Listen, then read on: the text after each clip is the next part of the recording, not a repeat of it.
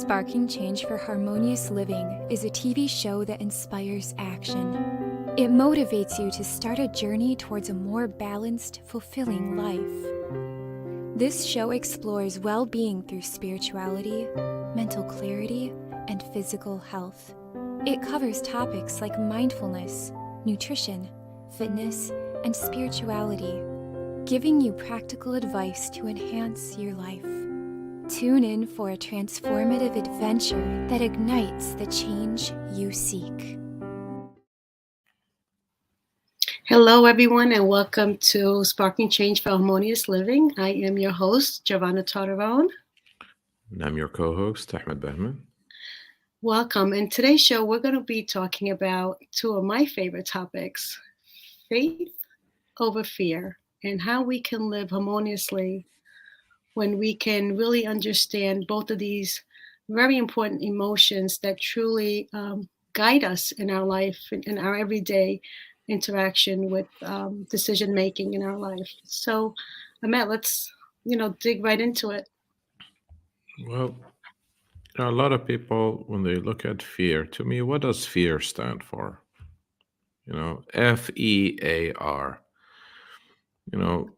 Some people say it's false evidences appearing real or false emotions appearing real, right?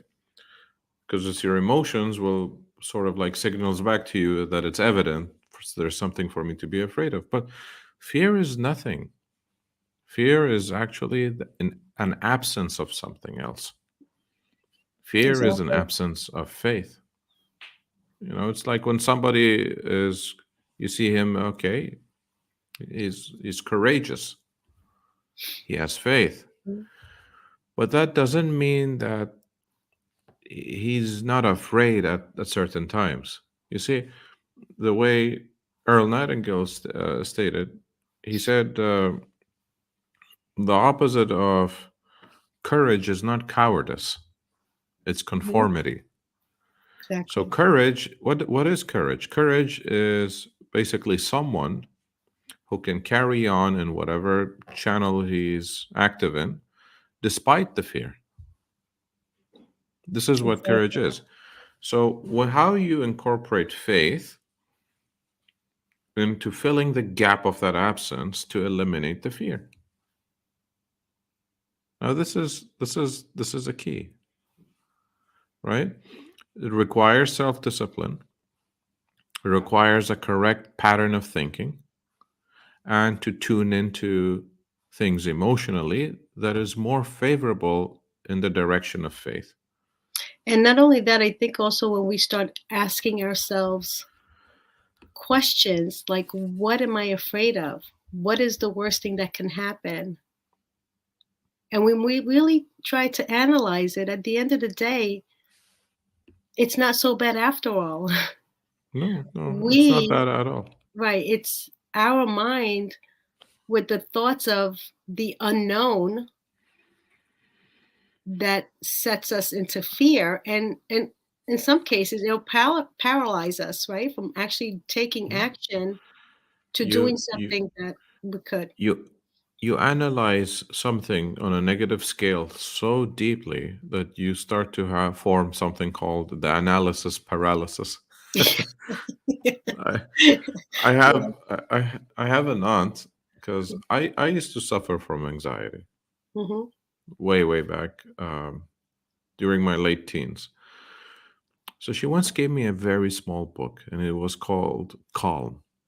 And every day I would just read the quote on that page. So I just flip a page and I read the next. One page stood out to me. It says, do not worry. 98% of the things that you worry about never come to happen. So don't worry. Right? And, Bob used to say, if we have worry, fear, doubts, it's only because we don't know something. Yes. And that's absolutely true. For example, he discussed about the laws, the universal laws, that if you do understand them to a great degree and you establish faith because of the understanding of these laws. So this is what he called faith based on understanding. Therefore, you will not doubt and worry anymore because you know that these laws do work. But for a human being to reach to that state, they have to undergo the process. They have to grow through what they go through, Exactly. right? For Exactly. them to really test the waters, they may initially start with their toes. I mean, I know some people, they go just dive right into it, Oh, absolutely. Absolutely. right? Price Pritchett always said, he said, make your move before you're ready. Don't let fear stop you from what you want to do, but it has to be a noble path. It has to be something good. It has to be something that is not just going to raise you, but something beneficial to everyone else as well. Absolutely. Intention and alignment. And if you know you're doing something good, then why worry? Why doubt? You There know, is a. Go ahead. I'm sorry. I wanted to just mention we talking about belief, right? Because this is why we worry and we doubt is because we don't believe that we're able to. And that's how it all begins. Well, if you're willing, then you're definitely able. Steve Bow said it best. Hmm. He said, God's gift to us is more talents and abilities than we'll ever hope to use in our lifetime. Our gift to God is to develop as much of that talent and ability as we can in this lifetime. Absolutely. So, talent is already there. The question is, are you willing to acquire it? If you're willing, the ability is there. I always say we come here with gifts and talents that we absolutely can share and do it with the Yes, world, right? And absolutely. what really stops us is our fear of And the and he, unknown. and but if you have faith, right? Instead of thinking of fear, think of the opposite. Okay, tell yourself, I have faith. I'm always in alignment with God. I am a servant of God. And I will empower and encourage and embrace only godly things, right? And I'm You don't able. go to God when you're in trouble, but even during your celebrations, even your happy times, every day, all the time, when you give your gratitude, for example, these certain exercises that you do on a daily basis allows your faith to get stronger and stronger and stronger. It's like if you go into the gym, right? You want to have biceps, you want to have a good chest, you want to have you want to have abs, for example. Consistency and self-discipline is key. Absolutely. Why? Because the belief will come in. It will come in at a certain period of time that you feel that you can ask for anything you wish. And why fear and why worry and why doubt? You see, if you understand these laws, you will develop an emotional state called faith. It's your key to freedom. It's Love that. literally your key to freedom. You will not worry or doubt anything anymore. You know for a fact nobody can, you know, get out of this life alive, right? Yes, we have life insurance, but life insurance does not bring your life back. It just covers the expenses for your household, takes care of the affairs for you. And But we where know, does, yes, I'm so sorry. We know that we can only choose one or the other. one or the other? You cannot Here's do the something and be in both, right? absolutely, and my mentor, uh, brother Troy, always says. He said, "Do you know what's funny about fear and faith? Is that both of them require you to believe in something you cannot see. And I say, So, I so which side are you going to be on? I love that. You know, and you practice, and you said before, practicing in the unseen. Yes, You build that muscle that you believe that it's going to happen no matter what. And that's really Absolutely. what it takes in order to move mountains, because we hear it all the time, right? Faith can move mountains. Yes. So I have a little, uh, a couple of short paragraphs that I want to share. It says faith is loyalty to unseen reality. We are told that faith is the assurance of things hoped for, the conviction of things not seen. By faith, we understand that the world was created by the Word of God. So things which are seen or made out of things that do not appear. You see, the thing is, when you understand the laws, the things that you want in your life comes from the unknown. But if you know the laws and you're applying them correctly, just know for a fact that the results of what you seek and do are always known. Those results will appear in your life. So it continues, if you see it clearly, you will see that faith does not give reality to unseen things. It is loyalty to the unseen reality that gives meaning to the word faith.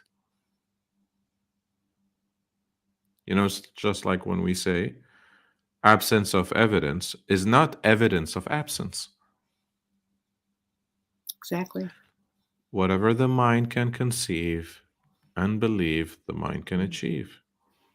So all things exist, eternity exists, and all things being eternally independent of creation. So, on this level, the shadow level, the material world, we do not see the reality. We do not see the source, the cause of it all. Therefore, that's where we are called upon to exercise faith. See, faith is loyalty to unseen reality, things not you see by sight, but things that you see in your vision. It really is the abandonment of self. It's an act of self commission. A man cannot commit himself to what he does not love, and scriptural faith is faith in God. So, any idea that we have of God which does not spontaneously call for, out of our hearts, the feeling of love, is not a true idea of God. For the whole basic matter is that God is love. It is the awareness, the understanding of this truth that will change your life forever. But I cannot show it to you. I can only ask you to believe it and yield completely to this presence within you. Basically, an act of surrender. For by him all things are made, and without him was not anything made that is made. So beautiful. And when no matter what situation you're in, whether it's, you're looking to excel in your career or be in better health, it really comes down to believing first. First, you must see yourself well. You must see yourself in that position you want. You must see yourself and believe that you can achieve it in order to receive it. And I Yes. truly believe that. And I practice it myself, with my own health and my own situation. Just having faith that this is what I wanted. And why wouldn't God want that for me too? See, Right? it's amazing what you're saying. And everybody should think and feel this way. But most people, they dismiss the idea as soon as it comes. They don't feel that they're worthy of it. They don't feel that they deserve it. I want you to know that all of you deserve it. And if you're not feeling it, ask yourself the question, why I'm not getting the feeling that I deserve it? Could be something that you're not acting upon, right? You get these impulses, but you're not acting on them. You see, action also inspires faith. Whatever you're seeking is seeking you. So if you're acting on the thing that you wish to receive, because everything must be earned in this world, there's no such thing, something for nothing. Whatever you give out comes back multiple fold. So if you act on it every day and you're doing the inner work, you believe through faith in the unseen reality. Whatever you have in your vision, you'll get to see. Moves from vision to sight. It will come around in your experience. Can we touch a little bit upon, the beliefs, our conscious mind, our subconscious mind, and how it plays a great part in creating either fear or faith? Yes. As first of all, I wanted to tap into one prayer that Napoleon Hill used to say it all the time. And this prayer, you see, fear and faith is a result of something, right? Is a result of someone who has either taken possession of their own mind and directing it to whatever ends they desire, Mm-hmm. or the ones that have basically been heedless and just allowed their mind to flow freely as wherever it takes them, right? Drifting. Mm-hmm. Drifting. So if you allow your mind to drift, it's in a very bad, you'll be in a very bad state. You don't want to allow your mind to drift anywhere on its own. You don't want to have any suggestions from outside of you that is negative and therefore you passively accept it. But there's this prayer that Napoleon Hill stated, and he used to read it all the time. And he goes, "O divine providence, I ask not for more riches, but more wisdom with which to make wiser use of the riches you gave me at birth, consisting in the power to control and direct my own mind to whatever ends I might desire." Now, to me, when I read this, it's something so profound because God has blessed every human being with a mind. This is your store, warehouse, workshop, whatever you wish to call it. You can create anything you want. You can project it and then allow the reflection to take place on the outside. You live that for primary reality, and then you'll experience it in the secondary reality, which is outside of you. Just to connect with that, we know that everything, whether it's a phone, whatever you have in front of you, had to be created twice. Once Yes. in the mind, visually for you to see it, and then in physical form. And it's all energy. Everything's energy. All the physical objects that you see is all energy, right? But it used to be a different kind of energy. It used to be thought energy initially. Exactly. See, energy cannot be created or destroyed, but it can be transformed. You are a living transformer. You transform one energy form into its equivalent. You have the ability to do so. There is an abundance of ideas out there. There is so much resources and materials yet untapped. But it's never outside of you. Now, in regards to taking possession of your mind, Andrew Carnegie mentioned something very powerful to Napoleon Hill. And he told him, everyone comes to the earth plane blessed with the privilege of controlling his mind power and directing it to whatever ends he may choose. Now, whether good or bad, you Yeah. have the free will. But he continued, everyone brings over with him at birth the equivalent of two sealed envelopes, one of which is clearly labeled The riches you may enjoy if you take possession of your own mind and direct it to ends of your own choice.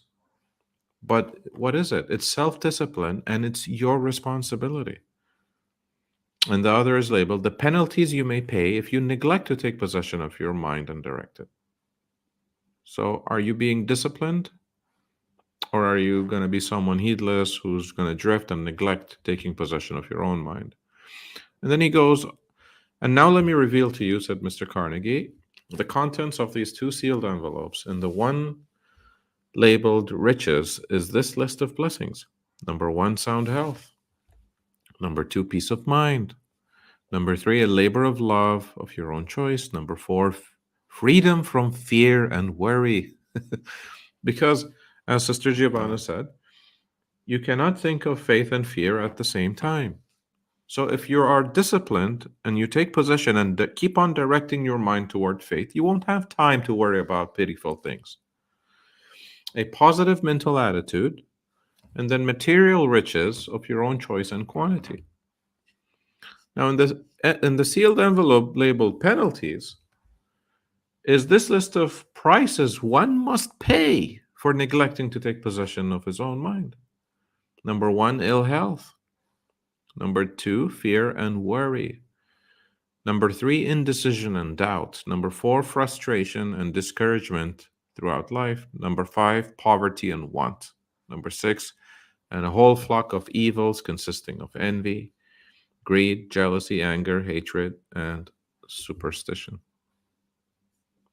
It's just amazing how, we're not taught this in school. We're not taught this in any books unless you are ready to understand that. And unfortunately for me, it had to be through my own personal experience of being at the rock bottom of my life with my health to know there was some changes I needed to make in the way I was thinking, in the way I was addressing just life experiences, in order to take possession of my mind. And Absolutely. I can tell you that once you do that, once you're in control of your thoughts and you accept or reject what comes into the mind, like you said before, you reached freedom. You Yes. reached freedom. And the thing is this, if I want to break it down in a more layman term, it's whatever goes through you, right? If you're going to feed yourself, let's say, junk food every day for over a period of 3, 4 months, how's your health going to stand out? It's the same thing with what kind of information you're entertaining in your mind rent free. Think of it as a reserve bank. What do Yeah, you want to invest in it, right? right, right. Because the dividends that comes out of that really pays off. Invest healthy thoughts. Invest noble thoughts, great thoughts. And, I must say that the environment that you're in, or the TV that the news that you're watching, like there is a lot of different things that are being fed to your mind that you have a choice either to shut it off, social media, going on Facebook and Twitter and TikTok, you're also being fed information that if you get emotionally involved with it and you begin to feel, fear of what you're hearing, that is so unhealthy for us, so unhealthy for the mind.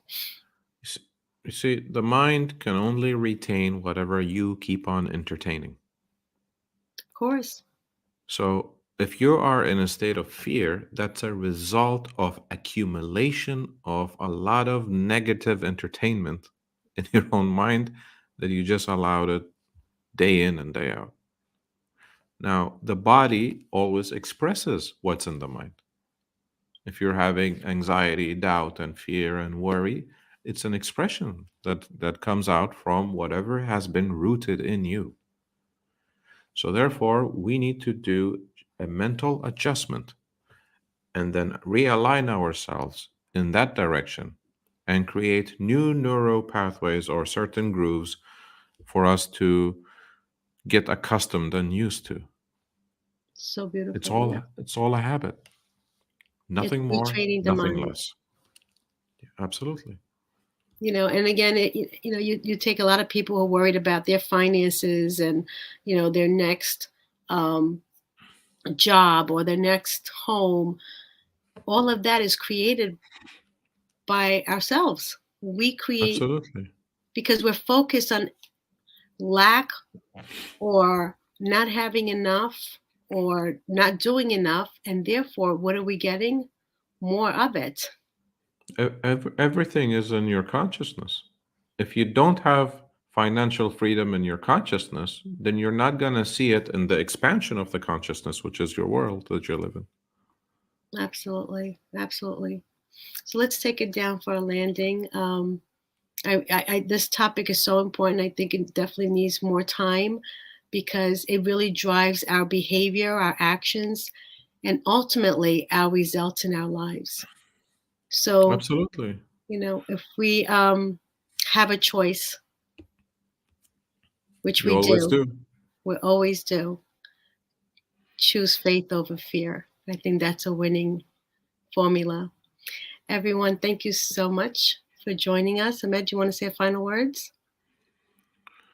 Well, if you stick around faith wholeheartedly, you will shock yourself like within a couple of months about, and probably you'll laugh, over how you used to feel before. But be committed, open your heart. God is always present. Not that he's never there. We're not present in alignment. So this is where you have to realign and just walk this path. Experience it, and your life will never be the same. Thank you. That was beautiful. Well, thank you everyone for joining us on Sparking Change for Harmonious Living. And until next week, have a wonderful evening. Bye-bye. See you all next week. Bye bye. Thank you for joining me on Sparking Change for Harmonious Living. I hope that our episode today has ignited a spark within you to create positive change in your own life and in the world around you. To learn more about how you can become a guest or supporter, head over to sparkingchangenow.com. If you enjoyed today's episode, please consider subscribing, sharing, and leaving a review. Your feedback is incredibly valuable to me, and it helps me to continue producing content that sparks change in each of us and the world. You can find us on various platforms, including Google Play Store, Apple App Store, YouTube, Facebook, Roku, Android TV, Apple TV, and Amazon Fire. Thank you again for watching, and I look forward to having you join me again next week on Sparking Change for Harmonious Living.